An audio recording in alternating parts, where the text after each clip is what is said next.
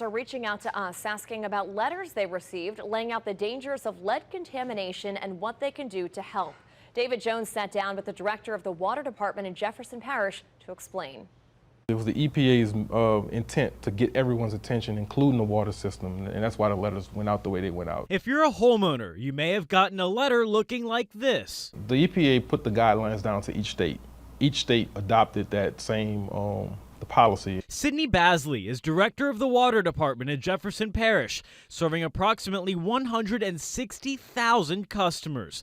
He says the parish is gearing up to begin installing smart meters in homes in March, which presents an opportunity to tackle lead pipes. So we're going to touch every meter in the parish by putting a new advanced meter in at each home, and at that time we're going to take an inventory of the service line from the main line all the way up to the customer's home. The department is in the process of assembling the inventory now.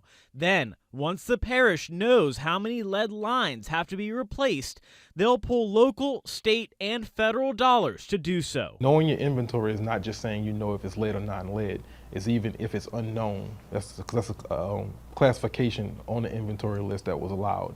We wanted to make customers aware of it.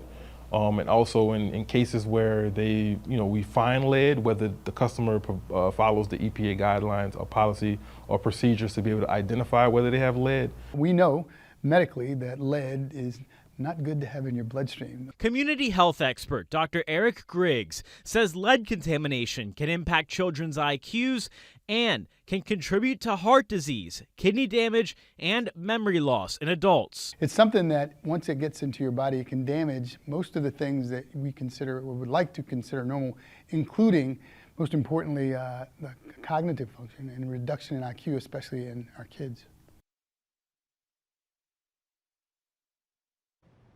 Homes built after September 1988 should not be impacted. If your home was built before then, Basley says you should take the EPA steps to determine whether you have lead in your home. We have those steps up right now on our website, fox8live.com.